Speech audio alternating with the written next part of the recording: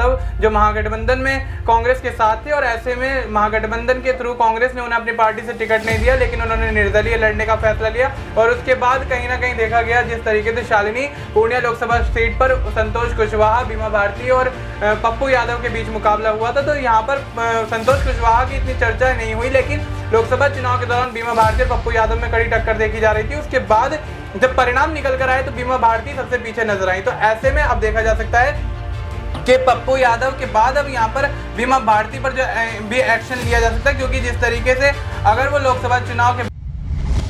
नमस्कार, मैं शालिनी और आप देख रहे हैं नेक्स्ट 9 पॉलिटिकल बाइट। लोकसभा चुनाव के बाद अब सभी पार्टियां उत्तर प्रदेश में होने वाले उपचुनाव को लेकर तैयारियों में लगी हैं। न केवल उत्तर प्रदेश में, अगर यहां बिहार को लेकर भी बात की जाए तो बिहार में भी उपचुनाव होने हैं और ऐसे में बीमा भारती को रुपौली विधानसभा सीट से टिकट मिल चुका है, जिसके बाद जेडीयू के ओर से भी कलाधार को मैदान में उतार दिया गया है। अब यहां अगर आरजेडी को लेकर बात करें तो आरजेडी यहां पर अभी काफी ज्यादा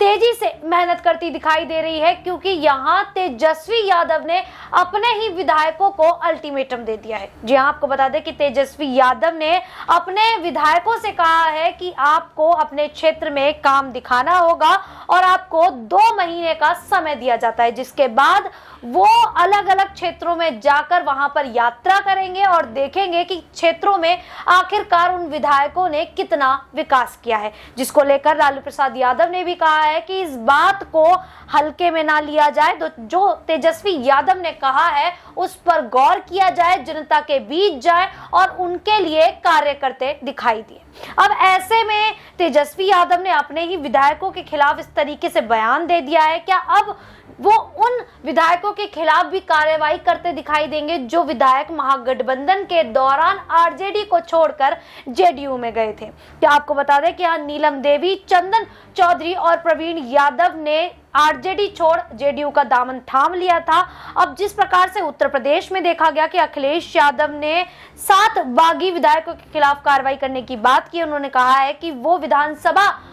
स्पीकर से जाकर मुलाकात करेंगे और उन 7 विधानसभा सीटों पर उपचुनाव करवाएंगे। क्या ऐसे में आरजेडी प्रमुख लालू प्रसाद यादव भी एक्शन लेते दिखाई देंगे और उन 3 विधायकों के खिलाफ कार्रवाई करेंगे, इस्तीफा लेंगे और यहां पर न केवल रुपौली और कई सीटों पर उपचुनाव होता दिखाई देगा? आज इस पूरे मुद्दे पर चर्चा करेंगे। मेरे साथ मेरे सहयोगी मनीष मौजूद हैं। मनीष, आपका बहुत बहुत स्वागत है। जिस प्रकार से उत्तर प्रदेश में अखिलेश यादव ने अपने बागी विधायकों के खिलाफ कार्रवाई करने की बात कर दी है, क्या अब ऐसे में तेजस्वी यादव भी कार्रवाई करते दिखाई देंगे? क्योंकि यहाँ तेजस्वी यादव ने अपने विधायकों को अल्टीमेटम दे दिया है 2 महीने का। अगर उन 2 महीने में जो विधायक अपने क्षेत्र में कार्य करके नहीं दिखाते हैं तो क्या उनके खिलाफ भी कार्रवाई की जा सकती है आरजेडी की ओर से? जी बिल्कुल, जिस तरीके से देखा गया लोकसभा चुनाव 2024 के दौरान उत्तर प्रदेश और बिहार में काफी ज्यादा सियासत गर्माती हुई देखी गई। और उत्तर प्रदेश की बात करें तो अखिलेश यादव टॉप ट्रेंड में रहे और ऐसे में बिहार की अगर बात की जाए तो तेजस्वी यादव ने वो मुकाम हासिल किया। और तेजस्वी यादव कहीं ना कहीं इस लोकसभा चुनाव में जिस तरीके से देखा गया अपनी पार्टी को लेकर, अपने क्षेत्रों को लेकर कड़ी मेहनत करते हुए दिखाई दिए। और तमाम यहाँ पर जितने भी उम्मीदवार इन्होंने खड़े करे थे लोकसभा चुनाव के दौरान, तमाम उम्मीदवारों के साथ जाकर रैलियों में भाषणबाजी की और तमाम जो चीजें यहां पर करते हुए नजर आए। उसके बाद कहीं ना कहीं जिस तरीके की मेहनत उन्होंने की है उसका फल जो अब यहाँ पर मिलता हुआ उन्हें देखा गया है, तो उसके बाद यहाँ पर कार्रवाई करना लाजमी है। और ऐसे में अगर वो कार्रवाई नहीं करेंगे तो आने वाले समय में वो विधायक कहीं ना कहीं दल बदल सकते हैं, यहाँ पर पाला बदलते हुए नजर आ सकते हैं। और पाला बदलने से पहले ही अगर कोई सख्त कार्रवाई की जाती है तो वो ज्यादा बढ़िया रहेगा, ज्यादा बेहतर रहेगा। क्योंकि जिस तरीके से देखा गया, आपने देखा आरजेडी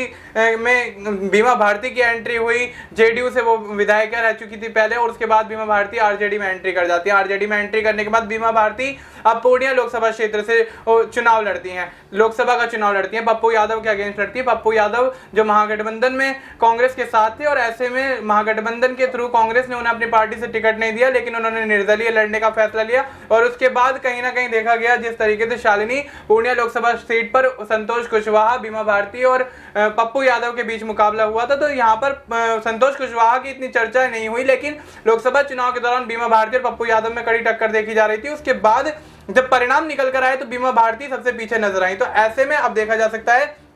कि पप्पू यादव के बाद अब यहाँ पर बीमा भारती पर जो भी एक्शन लिया जा सकता है, क्योंकि जिस तरीके से अगर वो लोकसभा चुनाव के बाद अब ये दोबारा विधानसभा का जो उपचुनाव हो रहा है इसमें भी हार जाती हैं तो बीमा भारती के खिलाफ भी यहाँ पर तेजस्वी यादव कार्रवाई करते हुए नजर आएंगे और कार्रवाई करना लाजमी है, क्योंकि अगर पार्टी यहाँ पर संगठन बनाती है, पार्टी यहाँ पर मेहनत करती है, चुनावी मुद्दों को लेकर यहाँ पर चर्चा करती है और यहाँ पर पूरी मेहनत करती हुई क्षेत्र में देखी जाती है, तो उसके बाद अगर परिणाम अपनी पार्टी के पक्ष में नहीं आते तो कार्रवाई करना लाजमी है। और ऐसे में जो तेजस्वी यादव ने निर्णय लिया है, 2 महीने का अल्टीमेटम दिया है, वो बिल्कुल ठीक दिया है। और ऐसे में 2 महीने के अंदर अगर विधायक यहाँ पर कोई भी या पार्टी का कोई भी नेता यहाँ पर उचित कार्रवाई करता हुआ नहीं देखा गया, अपने क्षेत्र में काम करता हुआ नहीं देखा गया, तो कार्रवाई होना बेशक यहाँ पर लाजमी है और कार्रवाई होनी भी चाहिए। बिल्कुल, ये कार्रवाई जिस तरीके से करने की मांग की गई है, अल्टीमेटम दिया गया है, ये अल्टीमेटम कहीं ना कहीं बिहार की जनता के लिए फायदेमंद हो सकता है। लेकिन यहाँ पर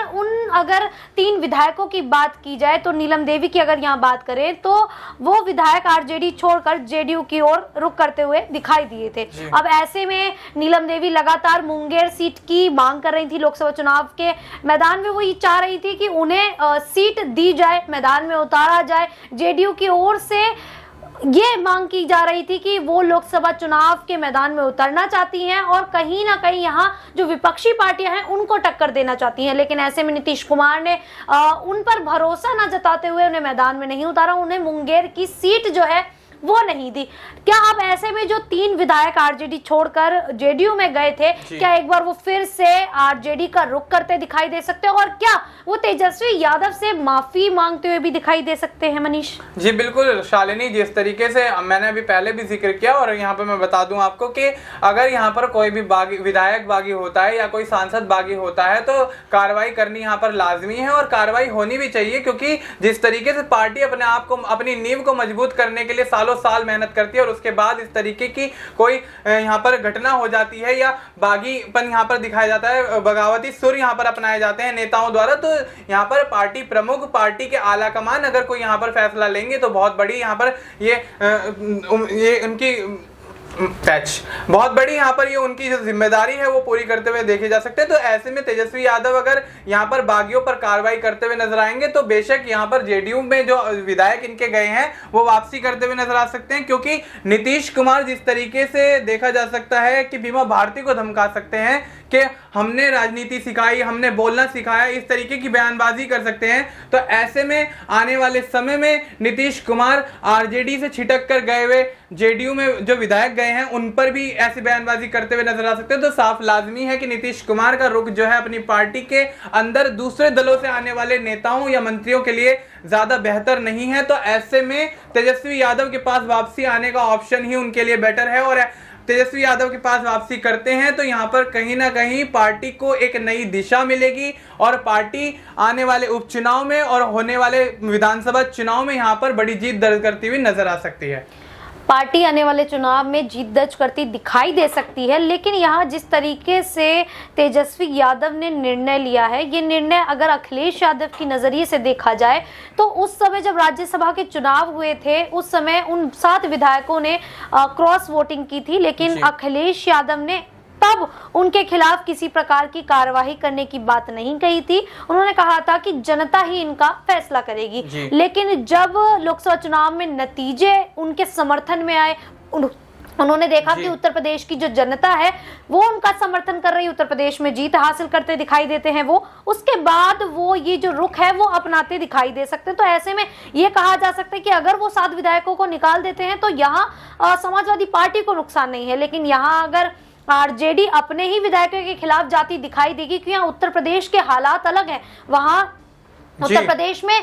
जो समाजवादी पार्टी है उसके समर्थन में जनता खड़ी हुई है। लेकिन यहाँ बिहार की अगर बात की जाए तो बिहार में जो भी जनता है वो लोकसभा चुनाव में देखा गया कि नीतीश कुमार को ज्यादा पसंद कर रही है। यहाँ पर नीतीश कुमार के खाते में 12 सीटें आई थी, वहीं आरजेडी की अगर बात की जाए तो आरजेडी के खाते में केवल 4 सीटें आई थी। अब इसके बावजूद भी अगर आरजेडी की ओर से अपने ही विधायकों के खिलाफ कार्रवाई की जाती है, अल्टीमेटम दिया जाता है, इस तरीके की जो कायदे कानून उनको बताए जाते हैं, इस तरीके से उन्हें पढ़ाया जाता है, तो ये कहा जा सकता है कि ये आरजेडी को नुकसान पहुंचा सकता है और आने वाले विधानसभा चुनाव में यहाँ पर आरजेडी पिछड़ सकती है, क्योंकि यहाँ आरजेडी उत्तर प्रदेश के मुताबिक बिहार में मजबूत नहीं है और जनता का समर्थन ज्यादा नीतीश कुमार को मिल रहा है। तो ये अपने ऊपर एक अपने ही पैर पर कुल्हाड़ी मारने जैसा नहीं लग रहा है? जी बिल्कुल शालिनी, यहाँ पर कुल्हाड़ी मारने वाली बात तो बेशक है। जिस तरीके से आपने जिक्र किया कि अखिलेश यादव के समर्थन में उत्तर प्रदेश की जनता थी, इसी के बूते पर उन्होंने यहाँ पर लोकसभा चुनाव 2024 में 37 सीटें प्राप्त करी। और बात करें आरजेडी की, तो आपने जिस तरीके से बताया 4 सीटें आरजेडी को मिली लोकसभा चुनाव में।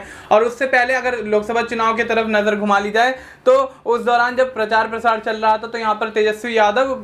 पूरा दिन रात मेहनत कर रहे थे, सभाएं कर रहे थे और जन सैलाब यहाँ पर उमड़ कर आ रहा था उनके पक्ष में। तो अब देखा जा सकता है चुनावी परिणामों के बाद नीतीश के साथ जनता खड़ी है और यहाँ पर लालू प्रसाद यादव की पार्टी आरजेडी कहीं ना कहीं पिछड़ती हुई नजर आ रही है। तो यहाँ पर लालू प्रसाद यादव को नीतीश कुमार के मुकाबले यहाँ पर मेहनत करते हुए इस तरीके से मैदान में यहाँ पर रणनीतियां बनानी होगी कि आने वाले समय में होने वाले उपचुनाव और उसके बाद बिहार विधानसभा चुनाव जो कि 2025 में शायद होने वाले, तो उसको लेकर कहीं ना कहीं यहाँ पर मेहनत करते हुए पार्टी को आगे बढ़ाना चाहिए। क्योंकि यहाँ पर जिस तरीके से पार्टी विधायक छोड़ते हुए जा रहे हैं, नेता छोड़ते हुए जा रहे हैं, तो यहाँ पर आरजेडी के लिए आने वाला समय बहुत मुश्किलों भरा हो सकता है। इसलिए अगर अभी से यहाँ पर नींव को मजबूत किया गया और नींव कमजोर जो हो रही है उसको संभाला गया, तो कहीं ना कहीं मैं समझता हूं कि आरजेडी आने वाले विधानसभा चुनाव में नीतीश कुमार की पार्टी जेडीयू से ज्यादा बड़ी जीत दर्ज करती हुई नजर आ सकती है। शालिनी बिल्कुल, अब ये तो आने वाला समय ही बताएगा कि आखिरकार उपचुनाव और आने वाले विधानसभा चुनाव में कौन जीत हासिल करता दिखाई देगा। फिलहाल के लिए इतना ही। इसी प्रकार की देश दुनिया से जुड़ी खबरों के लिए देखते रहिए नेक्स्ट 9 पॉलिटिकल बाइट।